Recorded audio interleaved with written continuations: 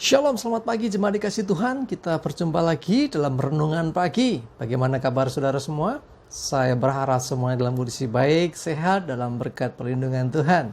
Ya, pagi ini kita akan merenungkan firman Tuhan. Sebelumnya mari kita berdoa terlebih dahulu. Bapa di surga, terima kasih, kami bersyukur pagi hari ini Tuhan, kembali Tuhan kami datang ke hadirat-Mu, membawa kerinduan hati kami akan kebenaran firman-Mu. Mari Tuhan urapi hamba-Mu, urapi kami semua, dan singkapkan, nyatakan kebenaran firman Tuhan, sehingga kami bisa menangkap, kami mengerti, bahkan melakukan dalam kehidupan kami sehari-hari. Terima kasih, dalam nama Tuhan Yesus, kami berdoa dan bersyukur. Amin.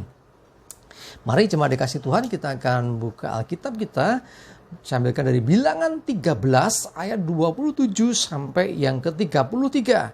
Saya ulangi, Bilangan 13 ayat yang ke-27 sampai yang ke-33. Saya bacakan. Mereka menceritakan kepadanya, kami sudah masuk ke negeri, kemana kau suruh kami? Dan memang negeri itu berlimpah-limpah susu dan madunya. Dan inilah hasilnya. Hanya bangsa yang diam di negeri itu kuat-kuat, dan kota-kotanya berkubu dan sangat besar. Juga keturunan Enak telah kami lihat di sana. Orang Amalek diam di tanah Negeb, orang Het, orang Yebus, dan orang Amori diam di pegunungan. Orang Kanaan diam sepanjang laut dan sepanjang tepi sungai Yordan. Kemudian Kaleb mencoba menenteramkan hati bangsa itu di hadapan Musa, katanya, tidak, kita akan maju dan menduduki negeri itu, sebab kita pasti akan mengalahkannya. Tetapi orang-orang yang pergi ke sana bersama-sama dengan dia berkata, kita tidak dapat maju menyerang bangsa itu, karena mereka lebih kuat daripada kita. Juga mereka menyampaikan kepada orang Israel kabar busuk tentang negeri yang diintai mereka dengan berkata, negeri yang telah kami lalui untuk diintai adalah suatu negeri yang memakan penduduknya, dan semua orang yang kami lihat di sana adalah orang-orang yang tinggi-tinggi perawakannya. Juga kami lihat di sana orang-orang raksasa, orang Enak yang berasal dari orang-orang raksasa, dan kami lihat diri kami seperti belalang, dan demikian juga mereka terhadap kami. Saudara, ini kisahnya tentang 12 orang pengintai ya, diutus untuk mengintai negeri yang dijanjikan itu. Tetapi dari 12 orang ini setelah 40 hari mengintai, mereka kembali memberi laporan. Ya, laporannya pertama sih mereka menunjukkan hasilnya. Ini hasilnya. Ya, hasil intian mereka, negeri itu betul-betul memang negeri yang subur, negeri yang berlimpah-limpah susu dan madunya. Tetapi setelah itu mereka menceritakan dari sisi yang lain. Yaitu mereka mengatakan negeri itu negeri yang kuat, kotanya berkubu, bahkan sangat besar. Ada orang-orang raksasa. Nah, jadi mereka menceritakan, oh ada orang Enak, ada orang Amalek, ada orang Amori, orang Yebus, ya, orang Het, orang Kanaan. Wah, itu bangsa-bangsa yang kuat. Setelah menceritakan tentang bangsa-bangsa yang banyak itu, ya, otomatis rakyat menjadi ngeri. Kita berhadapan dengan Mesir saja sudah beratnya luar biasa. Waktu lari dikejar, kita ada ketakutan luar biasa. Memang ditolong Tuhan. Tetapi kita nggak mungkin menghadapi negeri yang dihuni oleh begitu banyak bangsa itu. Nah, sehingga rakyat ketakutan. Tapi lalu kemudian Kaleb mencoba menenteramkan hati bangsa itu. Tidak, kita akan maju. Kita akan menduduki negeri itu. Kita akan mengalahkannya. Wah, luar biasa ini. Kenapa Kaleb bisa begitu berani? Begitu yakin? Karena Kaleb mengerti bahwa itu negeri dijanjikan oleh Tuhan untuk mereka. Kalau Tuhan sudah berfirman, kalau Tuhan sudah menjanjikan, apapun yang terjadi, pasti akan diberikan, betul. Walaupun memang tidak seperti orang mengulurkan tangannya, diberi, terima, selesai. Ini perlu prosesnya. Tetapi kalau Tuhan yang sudah memberikannya, bahkan Tuhan pasti akan menolongnya.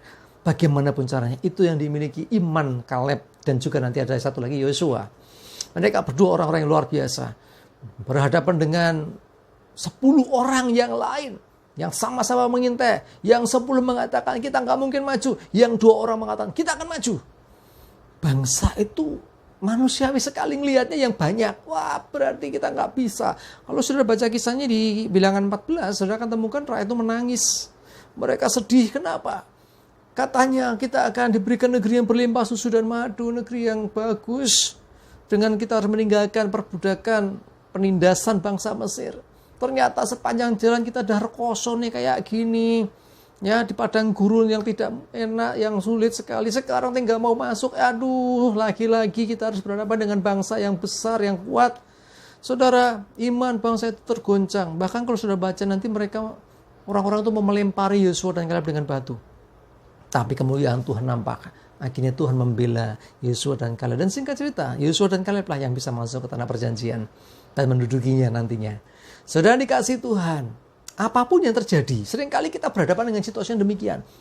Kita akan berhadapan dengan orang-orang yang mengatakan, iki loh nyatanya begini, keadaannya seperti ini. Saya mau beritahu saudara, saudara lebih percaya kenyataan nyatanya itu atau firman Tuhan? Itu tantangan buat kita. Ya kita percaya dua-duanya. Kenyataannya seperti itu. Saya mau kasih tahu saudara bahwa kalau firman Tuhan mengatakan ya, pasti ya. Kalau firman Tuhan mengatakan tidak, pasti tidak. Kalau kenyataan tidak akan pernah bisa merubah firman Tuhan. Firman Tuhan bisa mengubah keadaan, tapi keadaan nggak pernah bisa merubah firman Tuhan. Amin. Kalau firman-Nya mengatakan bahwa engkau diberkati, engkau disertai Tuhan, Allah itu Immanuel, ya itu adanya. Tetapi keadaan dunia apapun tidak akan membatalkan itu. Tidak bisa, saudara. Bahkan dunia ini diciptakan atau terjadi karena firman.